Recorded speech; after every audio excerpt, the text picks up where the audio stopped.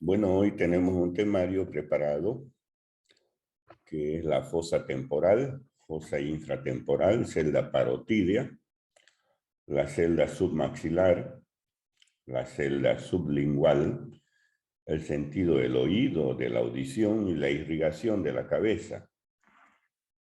Vamos a ver cada uno de esos temas.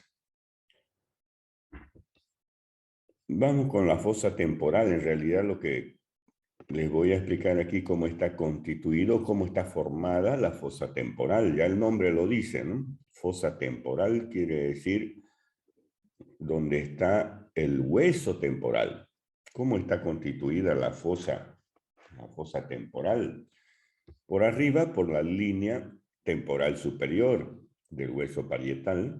En la parte inferior, el arco cigomático y anteriormente la apófisis cigomática y el borde póstero superior del hueso malar. Esos elementos óseos constituyen la fosa temporal.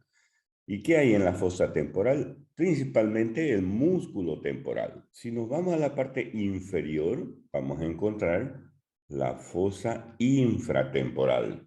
¿Qué hay en la fosa infratemporal o cómo está constituida la fosa infratemporal? Tiene la forma de una pirámide cuadrangular, presenta una pared anterior que está constituida por la tuberosidad del maxilar. Presenta una pared posterior donde se encuentra la apófisis pterigoide, en la parte superior de la apófisis pterigoide, el conducto pterigoideo. La base mira hacia la fosa orbitaria, en la base se encuentra la fisura orbitaria inferior, que está formada por el ala mayor del esfenoides y por el maxilar. Y en la parte superior vamos a encontrar de la base el agujero redondo mayor. Tiene su importancia el agujero redondo mayor porque por ahí está saliendo el nervio maxilar, que es constituyente o forma parte del contenido de esta fosa infratemporal. El vértice ya es la unión, es la parte inferior, es la unión de la apófisis pterigoide con la tuberosidad del maxilar. Y el fondo, en el fondo vamos a encontrar la lámina vertical del palatino, es decir, la cara externa o lateral de la lámina vertical del palatino. Recordemos que esta lámina tiene 4 porciones. La porción sinusal, la porción maxilar, la porción interpterigo maxilar y la porción pterigoidea. Esta tercera porción interpterigo maxilar, por eso se denomina así, porque está entre las apófisis pterigoides y el maxilar. Esa pequeña porción constituye el fondo prácticamente de la fosa infratemporal. Y en realidad la fosa infratemporal, el trasfondo o el fondo de la fosa infratemporal va a constituir otra fosa, la fosa pterigopalatina. La fosa pterigopalatina que está constituida, como su nombre lo dice, por la apófisis pterigoide y la lámina vertical del hueso palatino. ¿Cuál es el contenido? El contenido de esta fosa infratemporal es los músculos pterigoideos, pterigoideo medial, pterigoideo lateral, los vasos maxilares, el nervio maxilar y el nervio mandibular. Muy bien, eso es en relación a la fosa infratemporal y la fosa temporal. Existen unas regiones, unas celdas, que están ocupadas por las glándulas salivales. Entre ellas tenemos la glándula parótida, la glándula submaxilar y la glándula sublingual. Son glándulas salivales que a través de sus conductos llevan su contenido salival hacia la cavidad bucal. Entonces, la glándula parótida es una glándula salival, muchas veces produce inflamación. Esta glándula parótida se llama parotiditis o paperas, vulgarmente decimos paperas, ¿no? Muchas veces la papera tiene consecuencias en el hombre, puede producir esterilidad. Ya en la mujer no produce ninguna consecuencia. Es una patología viral por un virus, ¿no? Muy bien, y esta glándula parótida, que es la mayor de las glándulas salivales, presenta una celda, se llama celda parotídea, prácticamente ocupada por esta glándula parótida y algunas otras estructuras que las vamos a nombrar. Esta región parotídea, con su celda parotídea, presenta una pared anterior que está formada por la mandíbula, la apófisis pterigoide o el músculo pterigoideo medial y el músculo macetero, es la pared anterior. Ya la pared posterior está formado por el diafragma estiloideo, el ramillete de Riolano, ¿no? Constituyente del ramillete de Riolano. La pared lateral, como vemos aquí, ha sido descubierta la glándula parótida porque está formada por la parte cutánea, por la piel, tejido celular subcutáneo y la aponeurosis. También presenta un borde anterior que está formado por el músculo macetero, un borde posterior por el músculo esternocleidomastoideo, un borde medial que se encuentra entre los dos bordes anteriores, un extremo superior que mira hacia el conducto auditivo externo y a la articulación temporomandibular, y un borde inferior que está constituido por el tabique mandíbulo-parotídeo. Ahora, el contenido de esta región, o así constituida la celda parotídea, es la glándula parótida y algunas otras estructuras que están en el interior de la glándula parótida. Son relaciones o estructuras intraparotídeas. Por ejemplo, la arteria maxilar interna, que es rama de la carótida, también la carótida externa. Un nervio importante, el nervio facial, recuerden que llega a la cara profunda o al interior de la glándula parótida y se divide en sus dos ramas terminales. El nervio auriculotemporal también es la vena maxilar externa, la vena retromandibular que acompaña a la carótida. Y el nervio auricular mayor, que es rama del plexo cervical. Esas son estructuras, que están en el interior de la glándula parótida. Presenta una parte accesoria a la glándula parótida que se introduce a la región maceterina.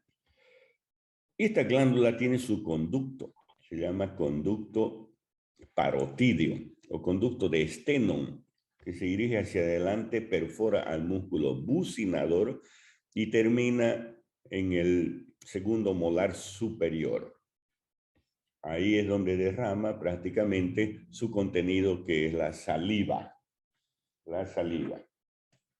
Muy bien, eso en relación a la región parotídea. Otra glándula importante, de menor tamaño que la parótida, es la glándula submandibular o submaxilar. De forma triangular, tiene una pared superolateral, una pared inferolateral y una pared medial. La pared superolateral está constituida por la fosita submandibular en la parte anterior y el músculo pterigoideo medial en la parte posterior. Recuerden que el cuerpo de la mandíbula, en su cara posterior, cerca del borde inferior, prácticamente se encuentra la fosita submandibular. También presenta una pared inferolateral, la pared inferolateral que está constituida por la fascia cervical, y una pared medial que está constituida superiormente por el músculo digástrico, el músculo estiloioideo, el músculo miloioideo y el músculo hiogloso. Inferiormente la fascia cervical. Y más posterior la tenemos a la pared faríngea, ¿Cuál es el contenido de esta glándula? O de esta celda ya así constituida con sus paredes, la celda submaxilar o submandibular, a la glándula submandibular, que la tenemos aquí, los vasos faciales, el nervio lingual, los vasos y nervios miloioideos y nódulos linfáticos. Existe una pequeña prolongación de esta glándula submandibular hacia la región sublingual. Y tiene su conducto. La glándula submandibular es el conducto de Wharton o conducto submandibular que termina en el suelo de la boca. Y otra glándula es la glándula sublingual. La glándula sublingual. Esta glándula sublingual también es otra glándula de las glándulas salival. Esta glándula salival se encuentra, o sublingual, se encuentra en el piso de la cavidad bucal. En el piso de la cavidad bucal. Y tiene también paredes. Tiene una pared lateral constituida por la fosita sublingual de la mandíbula, en la cara posterior del cuerpo de la mandíbula. Una pared superior que está constituida por la mucosa del suelo de la boca. Una pared inferior por el músculo miloioideo que representa el piso de la boca y una pared medial por los músculos geniogloso, genioideo y el músculo hiogloso. Y el contenido de esta celda es la glándula sublingual, la prolongación anterior de la glándula submandibular, el conducto submandibular, el nervio lingual, el nervio hipogloso, con su vena satélite y los vasos sublinguales. Esas son las tres glándulas importantes, glándulas salivales mayores se llaman, parótida, submandibular y sublingual. Muy bien, ahora vamos a hablar de un órgano del sentido muy importante, que es el sentido de la audición. Sentido de la audición, también llamado el oído, ¿no? El oído. Este oído se divide en tres partes, en oído externo, oído medio y el oído interno. En el oído externo vamos a estudiar el pabellón y el conducto auditivo externo, en el oído medio la caja del tímpano y en el oído interno el laberinto. Es decir, el oído interno tiene un espacio. Ese espacio se llama laberinto. ¿Y qué encontramos en el oído interno? El vestíbulo, los conductos semicirculares y el caracol. Lo que el laberinto, existe el laberinto óseo y laberinto membranoso. El laberinto óseo, formado por esa cavidad formada por el hueso, en el interior del peñasco, ¿no? En realidad el sentido del oído se encuentra en el peñasco. El laberinto óseo es en la parte ósea de esa cavidad que forma el hueso. Y en su interior se encuentran el vestíbulo, conductos semicirculares y el caracol óseo. Pero también hay estructuras membranosas. Y a eso nosotros denominamos el laberinto membranoso, vestíbulo membranoso, conductos semicirculares membranosos y caracol membranoso. En otras palabras, existe vestíbulo óseo y vestíbulo membranoso, conductos semicirculares óseo, conductos semicirculares membranoso, caracol óseo y caracol membranoso. Muy bien, empecemos con el oído externo. El oído externo encontramos la concha o pabellón de la oreja o simplemente la oreja o pabellón de la oreja. ¿Y cómo está constituida? Por una serie de estructuras, por ejemplo, lo que rodea o bordea prácticamente la concha se llama hélix, el hélix. Aquí por delante del hélix se encuentra el antihélix. El antihélix.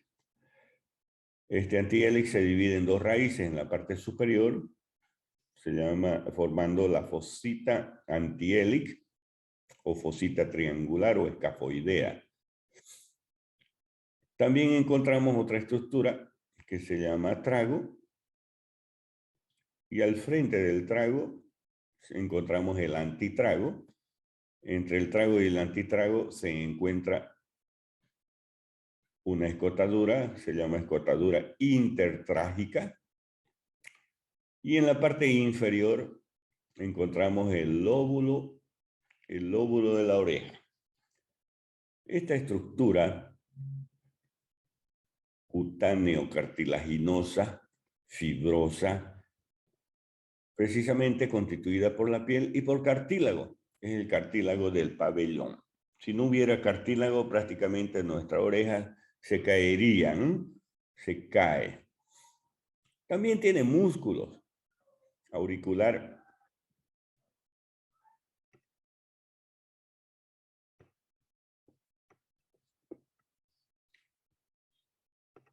También tiene músculos este pabellón, auricular anterior, auricular posterior, auricular medio.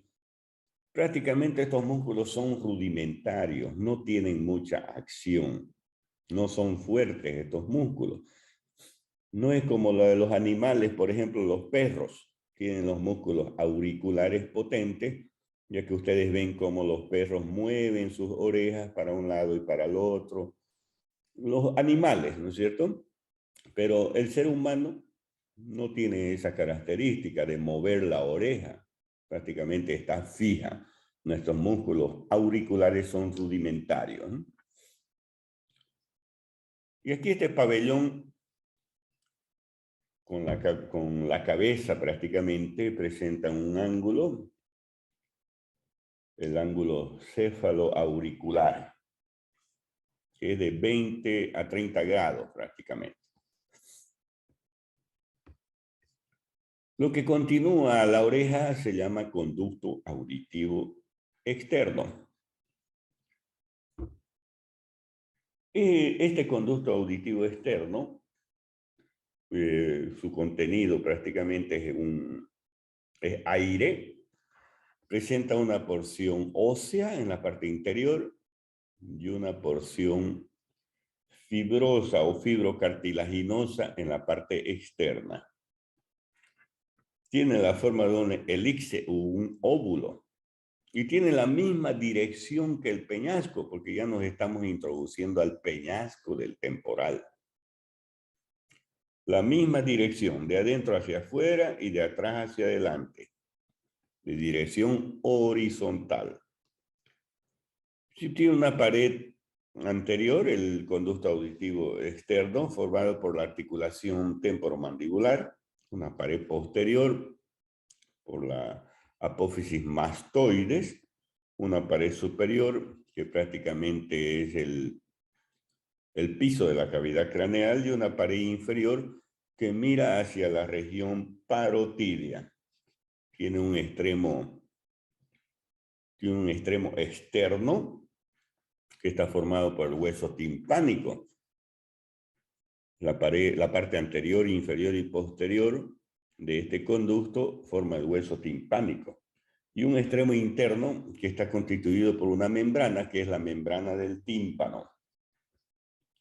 En su interior, este conducto auditivo externo presenta folículos pilosos, vibríceas, pelos y glándulas sebáceas.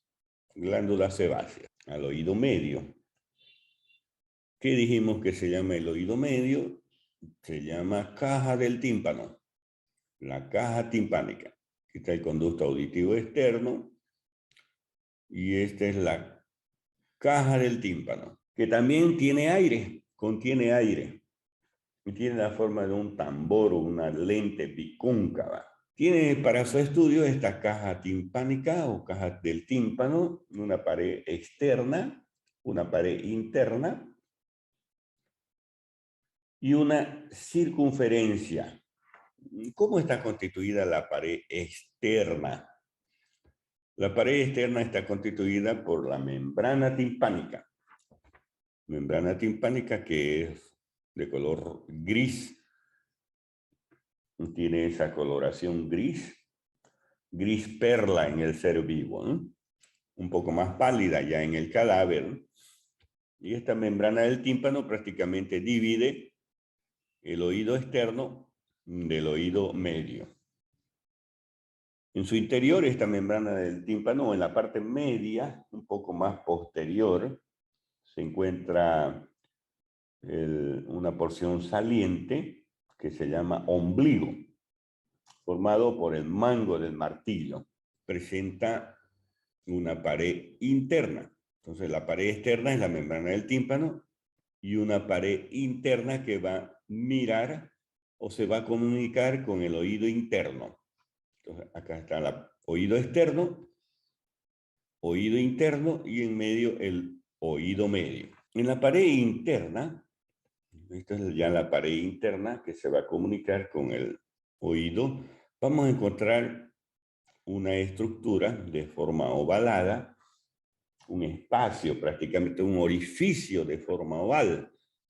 A ese orificio de forma oval de la pared interna o pared medial del oído interno, a esa estructura, a ese orificio se llama orificio oval o ventana oval o ventana vestibular. Ya por debajo se encuentra una eminencia que se llama promontorio. Es una eminencia mamelonada que corresponde a la primera vuelta de la espiral del caracol. Ya en la parte inferior vamos a encontrar el orificio de Jacobson para el nervio timpánico. Luego vamos a encontrar otra estructura que se llama ventana redonda o ventana coclear. La pirámide, el conducto del martillo o conducto del músculo tensor del tímpano también se llama, que tiene la forma de un pico de cuchara, que corresponde prácticamente al músculo del martillo. Muy bien. Esa es la pared interna. Y la circunferencia de la caja del tímpano va a tener una pared superior, una pared inferior, una pared posterior y una pared anterior. Y la pared superior corresponde al tegmen tympani, al techo de la caja del tímpano. La pared inferior de la caja o de la circunferencia de la caja del tímpano mira o corresponde a la fosa yugular. La pared posterior se va a comunicar con el seno mastoideo, la apófisis mastoides del temporal. En su interior existen unas hemiceldillas y a través de conductos se va a comunicar con la caja timpánica, ¿no? Y la pared anterior es la pared tubárica, que va a estar formando prácticamente la trompa de Eustaquio o trompa auditiva. Esta se va a comunicar con la rinofaringe. Vean ustedes cómo el seno mastoideo se comunica a través de su pared posterior con la caja del tímpano y luego también se va a comunicar la caja del tímpano con la trompa auditiva, y la trompa auditiva que va a ir a terminar a la rinofaringe. La rinofaringe está en la parte posterior de las fosas nasales. Por eso cuando hay una infección en la rinofaringe, por decir una amigdalitis, una faringitis, esa infección, esos gérmenes pueden ir por la trompa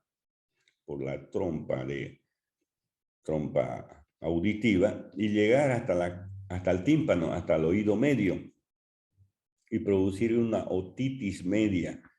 O puede llegar también al seno mastoideo y producir una mastoiditis o una sinusitis, ¿no?, del seno mastoideo, por la comunicación que existe de la rinofaringe con el oído medio. O viceversa, una infección del oído medio. Los gérmenes pueden viajar a través de la trompa auditiva a la rinofaringe e infectar la rinofaringe. Entonces eso puede acontecer, ¿no? Y el contenido de la caja del tímpano son estos huesecillos que estamos viendo aquí, que se llaman el martillo, el yunque y el estribo. Y aquí vemos el martillo. El martillo que está constituido por la cabeza del martillo, el cuerpo, la rama corta o apófisis corta y la rama larga que va a formar el ombligo de la membrana del tímpano. Se inserta en la membrana del tímpano, la rama larga. O manubrio también se llama. Luego está el yunque. Este es el yunque, que tiene también un cuerpo. Aquí. Este cuerpo se articula con la cabeza del martillo, formando la articulación, una articulación en silla de montar. También el yunque tiene una rama corta y una rama larga. La rama larga va a formar una apófisis. Se llama apófisis lenticular, que sirve para articularse con el estribo. Aquí ya lo tenemos al estribo, que también tiene una cabeza, que se articula con la apófisis lenticular del yunque.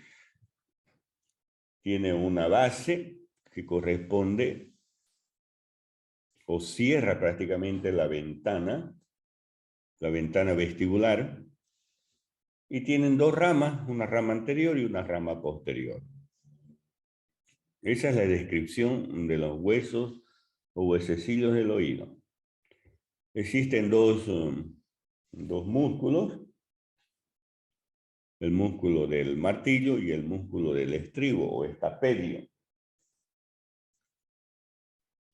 ¿Y cuál es la función de estos músculos? Músculo del martillo o tensor de la membrana del tímpano, porque cuando se contrae va a tensionar la membrana del tímpano y va a producir va a desencadenar un movimiento a los huesecillos y va a cerrar prácticamente la ventana vestibular, produciendo aumento del oído interno, aumento de la presión de los líquidos del oído interno.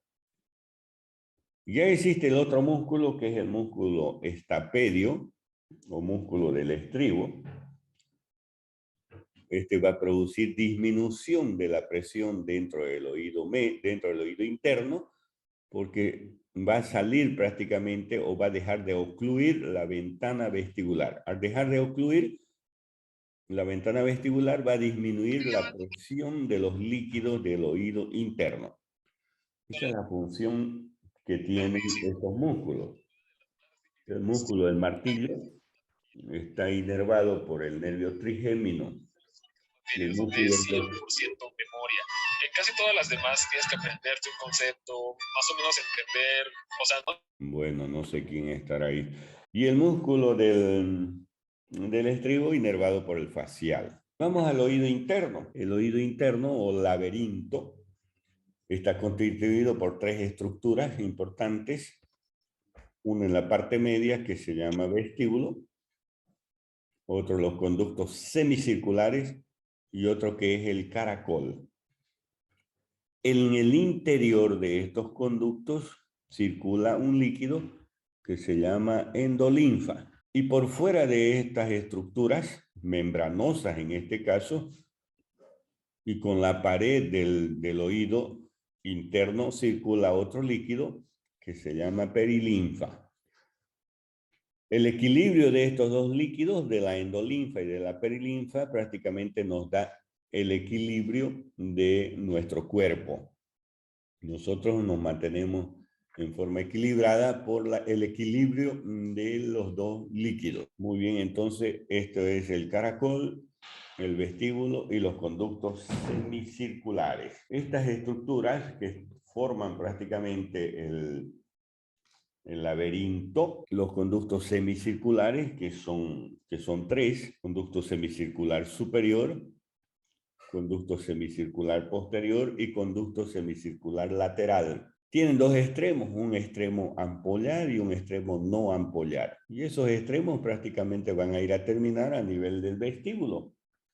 A nivel del vestíbulo. Ya el vestíbulo, que es esta parte media, está constituida por 6 paredes.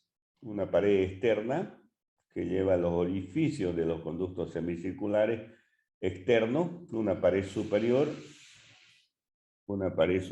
que forma los orificios conductos semicirculares superiores, una pared anterior y posterior que también llevan los orificios de los conductos semicircular posterior y superior, una pared inferior, la pared inferior ocupada por la ventana oval y el orificio vestibular del caracol, y una pared interna que presenta el vestíbulo, o pared nerviosa, prácticamente que está ocupada por filetes nerviosos, ya que tienen unas fositas acribilladas de orificio. Las fositas hemisféricas, fositas semiovoideas, fositas cocleares y sulciformes son 4 fositas que hay en esta pared interna del vestíbulo, formando prácticamente manchas cribosas superior, coclear, anterior y posterior, de acuerdo a la distribución de las fositas. Y luego tenemos el caracol. El caracol es un conducto enrollado prácticamente o arrollado en forma de espiral. Prácticamente da 2 vueltas y media el caracol. Por eso se llama caracol. Va a formar una concha, como el caracol, la concha del caracol. Este caracol es de forma cónica, de vértice anterior que corresponde al conducto del músculo del martillo y de base posterior que forma la fosita coclear, que está en el fondo del conducto auditivo interno. El conducto auditivo interno que se divide en 4 cuadrantes. En el anterior inferior, ahí encontramos prácticamente la base del caracol. ¿Cómo está constituido el caracol? Está constituida superficialmente por una cápsula ósea, que es una envoltura protectora, y por la columela que está en la parte media. Y este conducto está dividido por una lámina, que es la lámina espiral, que va a dividir en 2 compartimientos el interior del caracol, en 2 compartimientos que se llaman rampas. Rampa vestibular, que conduce al vestíbulo, y rampa anterior, y la rampa posterior o coclear, que conduce al oído interno por el oído, a través del oído medio, ¿no? Es decir, la rampa coclear mira hacia el oído medio. También se llama rampa timpánica por eso. El oído interno, el caracol, el vestíbulo y los conductos semicirculares. Aquí vemos el caracol, la lámina en espiral que divide prácticamente al caracol en 2 rampas, rampa vestibular y rampa timpánica. Aquí vemos en esta otra imagen también el caracol, el conducto del caracol dividido por esta lámina en espiral que divide en rampa vestibular y rampa timpánica. Más lateralmente vamos a encontrar lateralmente al vestíbulo. El vestíbulo que tiene 2 cavidades, una que se llama utrículo y otra que se llama el sáculo. 2 cavidades membranosas prácticamente, el utrículo y el sáculo. Eso es del vestíbulo. Y este es el conducto auditivo externo.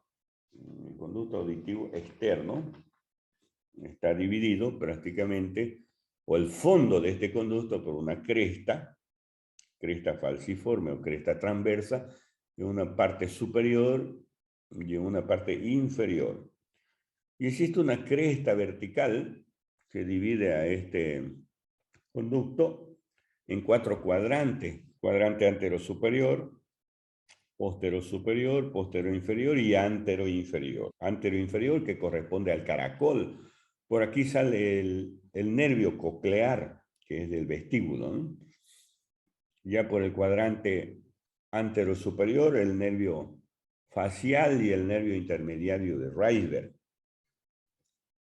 Por el cuadrante posterosuperior, la rama superior del nervio vestibular, y por el cuadrante posterior inferior, la rama inferior del nervio vestibular. Ya en la parte posterior también existe un orificio, que es el agujero singular de Morgagni, que corresponde al ramo de la ampolla membranosa posterior del nervio vestibular.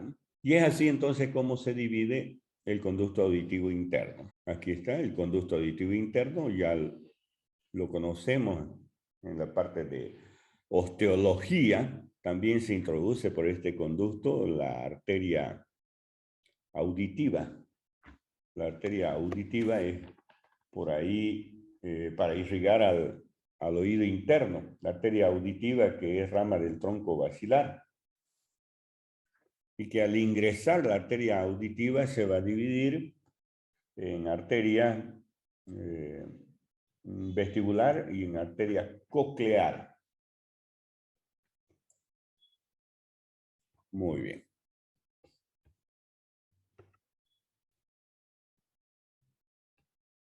Aquí tenemos el caracol, el vestíbulo con el utrículo y el sáculo, la ventana vestibular o ventana oval, que está cerrado prácticamente por el estribo, y de estas estructuras membranosas van a ser el nervio auditivo.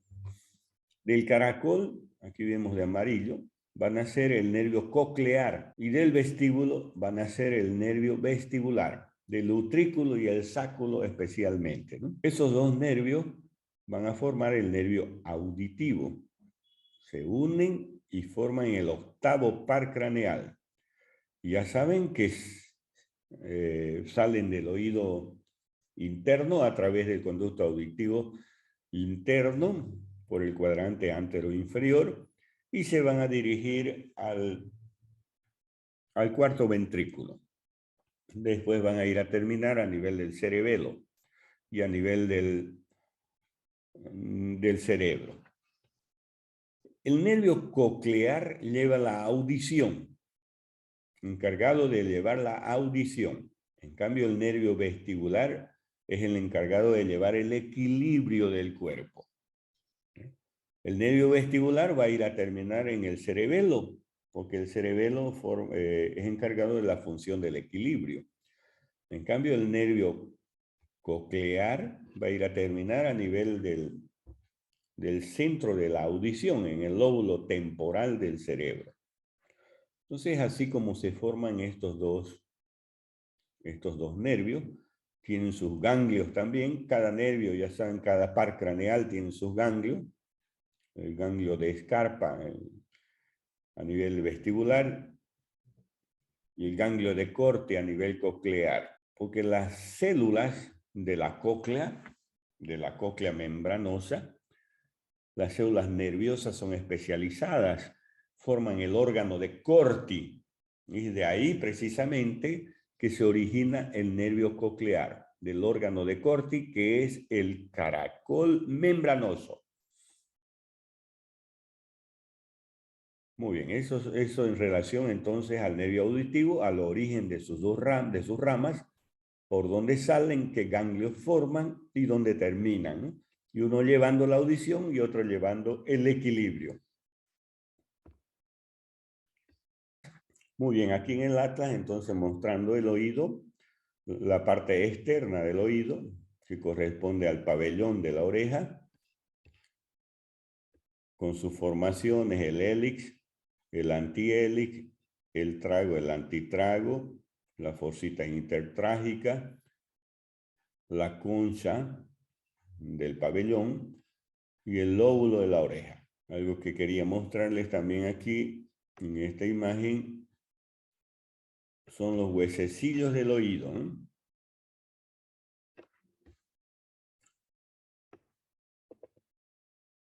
Ahí. Entonces aquí está el martillo, el yunque y el estribo. El martillo con sus características de la cabeza, el cuello, el mango manubrio, la apófisis anterior y la apófisis lateral. El yunque,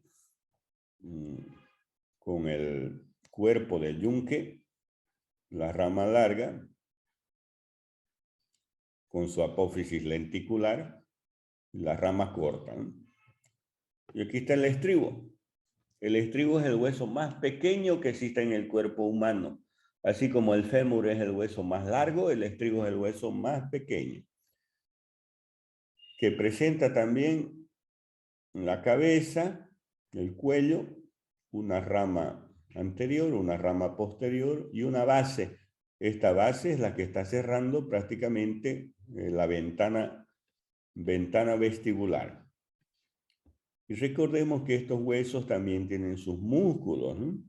Así tenemos el músculo del tímpano. Ahí está. Músculo tensor del tímpano. Se origina en la trompa auditiva, en el habla mayor del esfenoides y termina aquí en el martillo, ¿no? Y otro músculo es el músculo estapedio, se origina en la cavidad timpánica y va a ir a terminar en el estribo, ¿no? Entonces esos son los huesecillos del oído, prácticamente uno los tiene que ver con una lupa, ¿no? Ok, entonces ahora vamos a ver la parte de la irrigación de la cabeza, la parte de arterias, ¿no? Lo que está irrigando prácticamente a la cabeza. ¿Y de dónde nacen las arterias? Del corazón. Por eso lo vamos a ver desde el corazón a las arterias. Y el corazón tiene cavidades que se llaman aurículas y ventrículos. Del ventrículo izquierdo van a ser una gran arteria. Vamos a acercarnos un poquito más. Aquí está la arteria que sale del ventrículo izquierdo, es la arteria aorta. Arteria aorta. Y esta arteria aorta, la porción inicial se llama arteria aorta ascendente, va a formar una curva o un arco, se llama arco aórtico o callado de la aorta, que se dirige hacia la parte inferior formando la aorta descendente o aorta torácica. Del callado de la aorta van a nacer 3 ramas.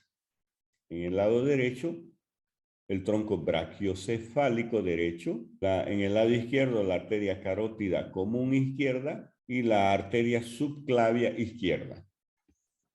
Esas 3 son ramas del callado de la aorta o del arco aórtico. Ahora este tronco brachiocefálico, se va a dividir en 2 ramas, arteria carótida común derecha y en arteria subclavia derecha. ¿Cuáles son las diferencias que existen entre las carótidas? Porque lo que nos interesan son las arterias carótidas, porque son las que van a irrigar a la cabeza. De estas carótidas van a hacer la irrigación de la cabeza. La carótida izquierda, común izquierda, es más larga. Derecha es más corta, ¿no? La izquierda es más posteriorizada. ¿Ya? Más posteriorizada es la izquierda. Además, la izquierda tiene un trayecto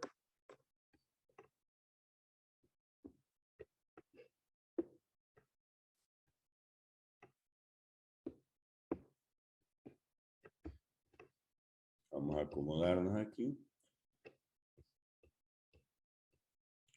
La izquierda tiene un trayecto más oblicuo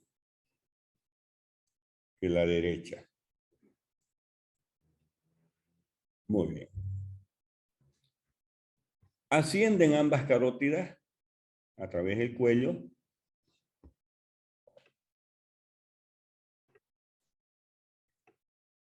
y a nivel del borde superior del cartílago tiroides, 1 centímetro por encima del cartílago tiroides, estas arterias carótidas se van a dividir. Ahí vemos la división.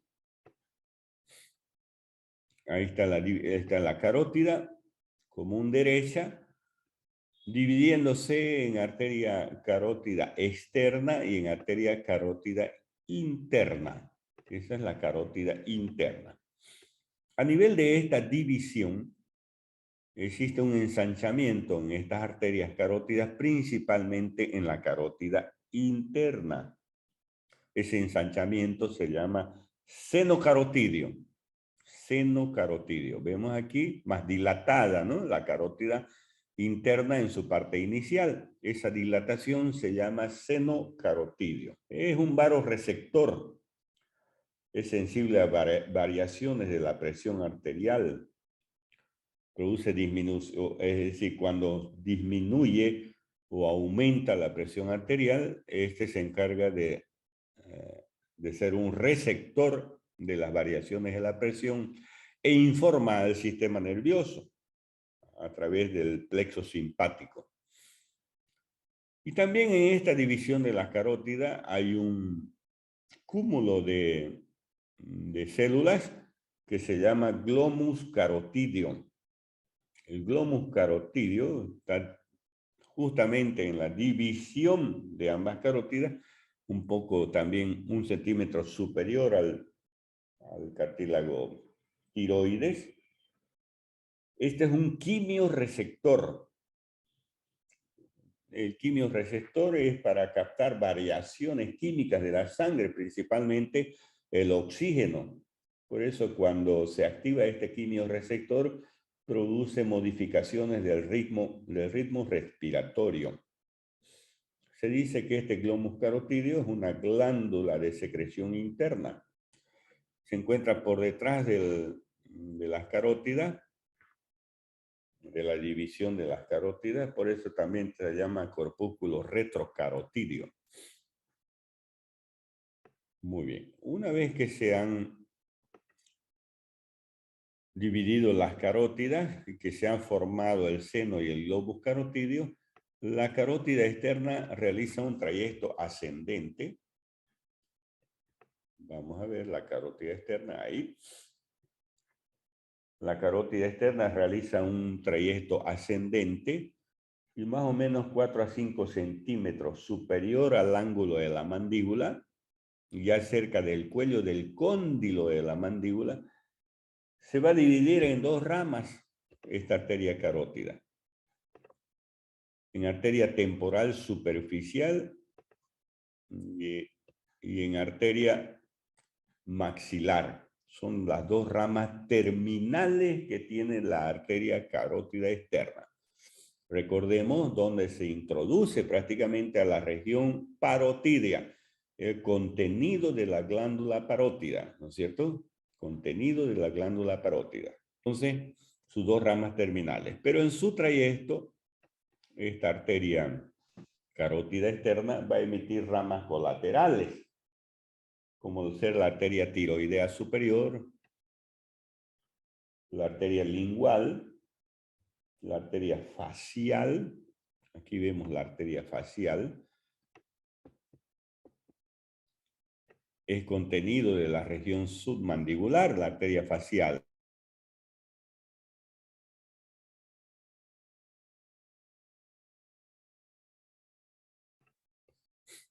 Muy bien, se introduce en la región submandibular. Y en su recorrido, esta arteria facial va a dar ramas colaterales, como ser la arteria palatina ascendente, la arteria submandibular, submentoniana, la arteria pterigoidea, la arteria masseterina. Ya en la cara, la arteria labial superior y labial inferior. Aquí está la arteria labial superior, arteria labial inferior. Y su rama terminal prácticamente es la arteria angular, que termina en el ángulo de la órbita. Y antes de llegar al ángulo de la órbita, va a dar otra rama, que es la arteria nasal lateral.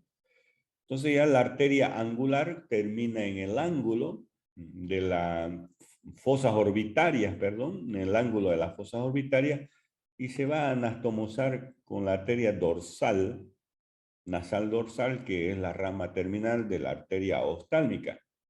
Entonces, la facial y la oftálmica se anastomosan en esta región.